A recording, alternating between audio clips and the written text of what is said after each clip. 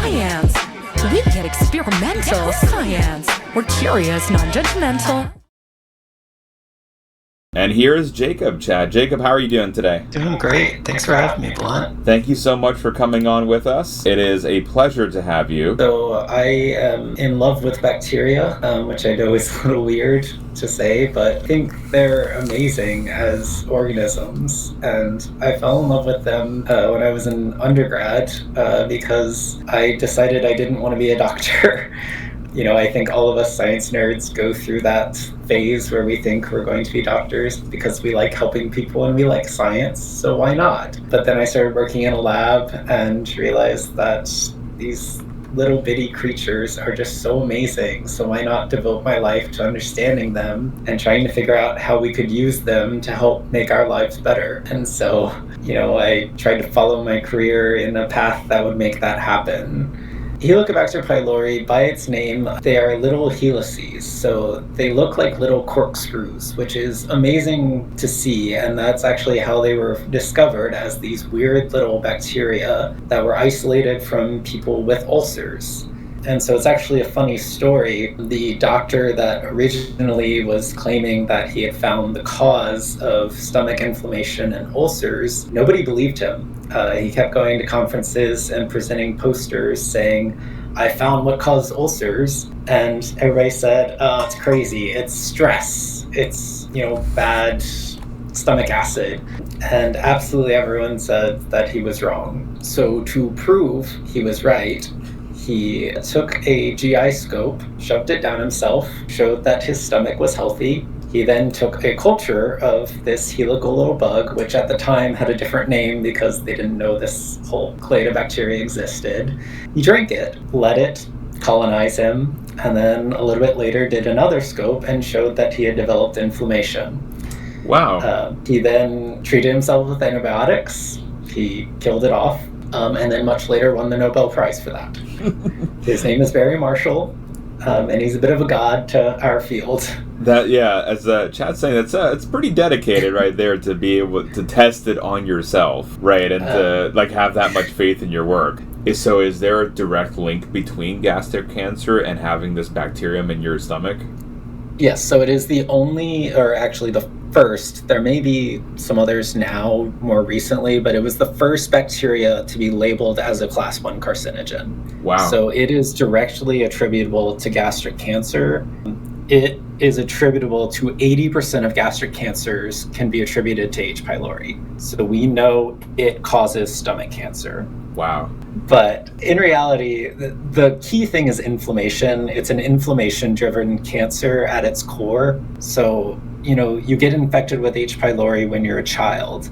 So it's something you're going to get pretty young in life. And it's not until your 40s and 50s that you're actually getting disease. And so, it's something that happens over a very long period of time with this inflammation that is just happening steadily over those 40 and 50 years. And we think that over that time, that is what leads to those mutations that end up driving the cancer. And, I saw some in the chat of all of those comments of people, and I'm very sorry to say that this is one of those cancers that if it happens in your life, there is not one of those now we're better at treating it stories.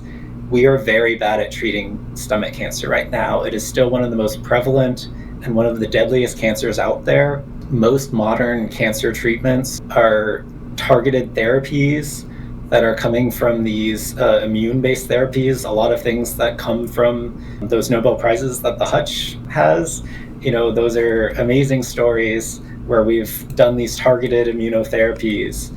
These inflammation-driven cancers are usually things that lead to these very diverse cancer types. And so we can't really do those targeted therapies. And so that's one of the reasons that it's so important for us to really figure out more about how these cancers develop so that we can be better at treating them, because we really, really suck at it right now. So right now it's even like the most rudimentary part of it is an unknown. That's the impression that I'm getting, is like the formation of it, like all the early stuff in order to design a treatment for, we're just not good at.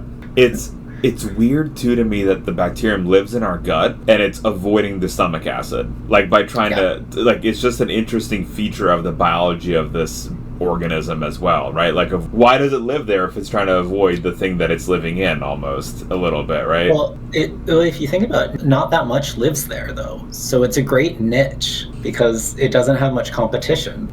That is true. So again, back to the Darwinian evolution, right? You're just it's a special niche it can hang out in, and then all of a sudden it can continue to populate it. Oh, and I mean, like, I should also say that almost every mammal has a Helicobacter species.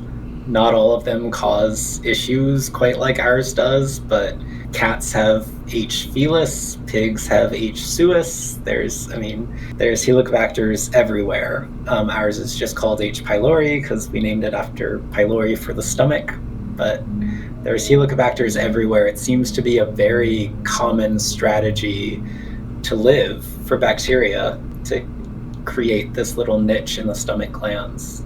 So, as you're putting that on, I can explain. This is going to be mouse tissue. So, after we finish a mouse experiment, we have to sacrifice the animal, and then we have to dissect out the stomach. So, all of those you see right there are glands up in there, that white space amongst that.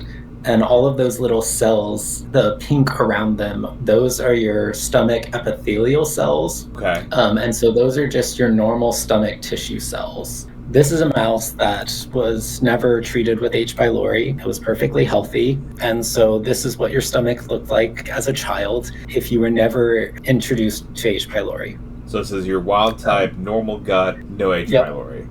And one of the problems that we have now is that people really haven't done the due diligence to understand why H. pylori is doing this. What is the benefit to it to cause all these massive disruptions in its only host? Why would you want this? Right. Why would you destroy your home? And that's kind of what my project is really trying to understand, is how it's adapting to all these changes that it's making. So H. pylori colonizes the lower part of the stomach first, and then over time it sort of makes the rest of the stomach look like that. And so that makes sense, right? Like you turn the rest of the stomach into your home, but then the rest of it doesn't really make sense. Right. Like the whole destroy the stomach thing doesn't. And so that's sort of what I'm trying to get at, is like, why do that? How do you adapt to that?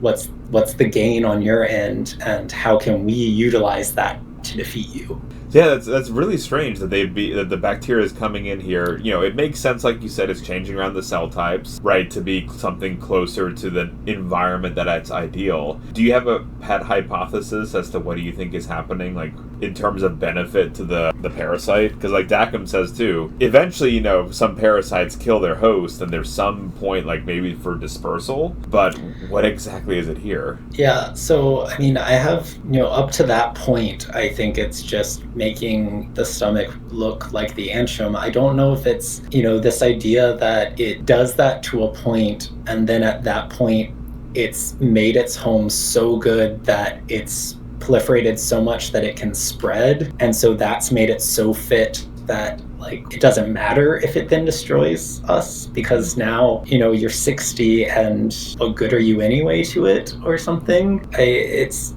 just an evil bug. So at that point, like, why care or something? But what I've been focusing on right now is the sort of molecular grappling hooks it's using to hold on to the tissue as it's destroying the stomach. And it does actually evolve new hooks to adapt as it's changing the stomach. So it does seem like it is adapting as it's doing it to keep holding on. So it's changing expression of different genes to make different hooks to be able to hold on to the environment that it's changing. Yes. Which just seems like a lot of work on its end. But, absolutely, yeah, absolutely. But it's very, like, that response to that stimulus is really interesting. On this project, we talked about how, you're taking these cross-sections, embedding them into the resin, taking these cuts, and looking at what a normal gut looks like and where exactly the H. pylori wants to colonize. So you have this base information. Where do you move next? What is the next thing that you do to figure out how it's causing a disease state? One of the things we're interested with these adhesin proteins, the low molecular hooks, is the fact that it seems like people in the field were really thinking that H. pylori was just there to cause inflammation and was just chill, hanging out in the stomach and not really doing much. But what we're finding is that it seems like it is evolving to these later disease states. And so I think we're really missing out on this area of H. pylori where it is important for the full scale of H. pylori driven disease. And I think that's somewhere where, creating a good idea of how it's evolving will help us find targets and pathways in the host as well, which is actually someone else in the lab is focusing on the host side. And so I think together we can really find these targets so that we can, make a dent in the gastric cancer morbidity and mortality. And I think that, that's really important because, again, we really, really suck at treating gastric cancer. And actually, I know people made comments about that one guy from Tennessee having a lot of strains. He actually did because he declined antibiotic therapy. So I actually have isolates from earlier and later in his disease course. He came into the clinic with an ulcer and got a biopsy. And then he had had such a bad reaction to antibiotics in the past that he declined antibiotics. And 6 years later went back into the clinic. And at that point, his disease had progressed to closer to this state, unfortunately, and he was willing to get more biopsies. And so I actually have an entire collection of H. pylori from this one person in Tennessee that we got from a collaborator at Vanderbilt. And so we have whole genome sequencing on 39 isolates of H. pylori from this guy. And it's an incredibly powerful tool that this one patient has gifted us, because now we have some of the most closely related paired isolates from different time points at different states of disease. That allows me to do is say, I can now take earlier stages of disease and push them, to see if they push towards the later state, and take the later ones and see if I can push them even further. And I have the initial genetics on all of them. I have later genetics. I can assume a little bit that the earlier ones are parents of the later ones. And so these are really powerful tools that we have in our lab to study these. And so this is something that I've been working with throughout my thesis. That is an amazing tool to be able to have. Another question is, why is H. pylori so good at moving through the mucus? Like, what about the structure of this bacterium allows it to move so well? Oh, that's a good one. So one, we think it's helical shape. We haven't proven that 100%. That is someone else's thesis in our lab, currently in progress. Can I just say how wild that is, that kind of rudimentary question we just don't know? Like, that just seems like it should be like we already should have known it. But like you were saying at the beginning, this is just so woefully understudied, and it's just so difficult and underfunded. We have one more slide, Jacob, and what is the deal with this final slide here? So that pushes the disease one step further. So what this was we induced the metaplasia in the mouse and then infected with H. pylori for 6 weeks. The next one is 6 more weeks of H. pylori. And that takes the mouse to when they actually get sick. And so at that point, for humane reasons, obviously we euthanize them because we can't allow that to happen. And so this is that dysplasia. So the cells are actually turning into new cell types after they've already been differentiated. And so, at this stage, your stomach anatomy is fully disorganized by the H. pylori. And so this is what I'm really talking about when I say I don't quite understand at this stage what the benefit to the bacteria is. Yeah. So, we think early on the bacteria is causing the inflammation because it wants to kill those cells off to get nutrients from them. And we think the metaplasia, at least, it's making its little environment a little bigger. So that, I can make sense of that. This dysplasia is where I kind of lose it. I just, that's where I can't really make sense of it. And that's where I really want to make sense of it. And it just, I just can't.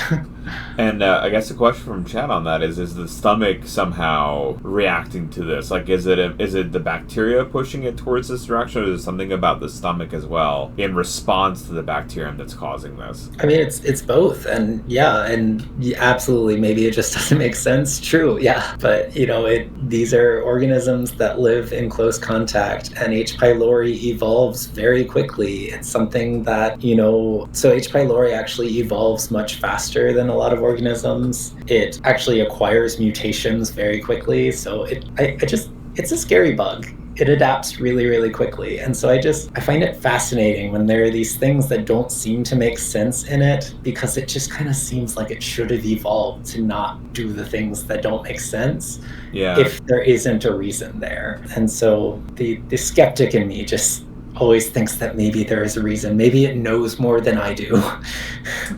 Or it's something, I guess, in evolutionary time, right, that allowed it to do better at a certain scenario, and nowadays maybe it doesn't make sense, but it's still, like you're saying, it's just always weird that if a parasite ends up taking out its host, right? Because what benefit is that to the host? What is it that, now that we've seen the progression, where are you working on within the disease, and what is the big goal? Yeah, so right now, the specific adhesin, that molecular hook that I'm working on, allows H. pylori strains that couldn't colonize at all there are now allowed to by just changing that. And so what I think is powerful there is that, people are trying to use these, because these molecular hooks are on the surface of the H. pylori. People always try to make them into antibody targets. The problem is they change all the time, and so they're really hard to make an antibody target, because an antibody target has to stay the same enough for the antibody to bind to it. And so what I think might be cool is if we can predict how they're going to change, so at least know enough about them to know how they might change in the different stages of disease. We can sort of do like they're doing with viruses and make antibody cocktails that are like designed to kind of do the whole disease spectrum and target them with what we think they're going to do later. So, let's not just block what they're doing now, but block what they will do if they try to adapt to get around it. And that's sort of what I'm hoping my research will lead to, is something like that. And so I think even in the H. pylori field, people kind of think that we know what we need to know about these molecular hooks. But I think that, trying to learn more about them and figure out more about the diversity of them,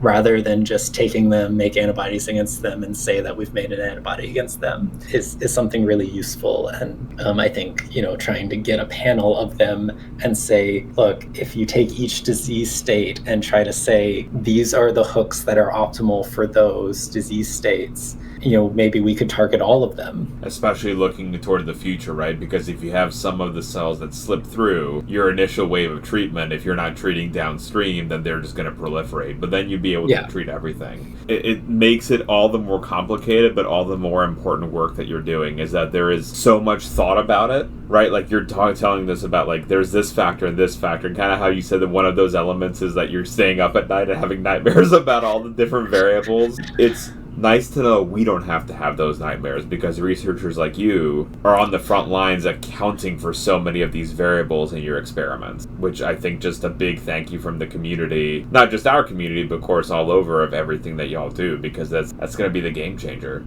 It can be very frustrating, y'all. Grad school is not easy.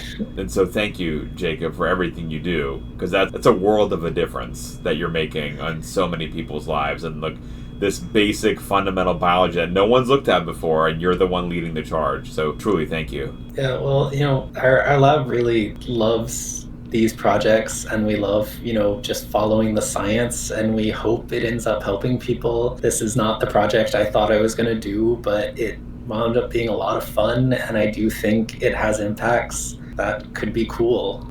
My boss is awesome and really supports me in this, and it's been fun. Our friend Jacob, and Jacob, thank you for coming on. Well, thank you so much for having me. Again, this is an awesome community, and this is an awesome thing you do. I love having a space like this just to talk about science, and y'all have amazing questions, and this is just amazing.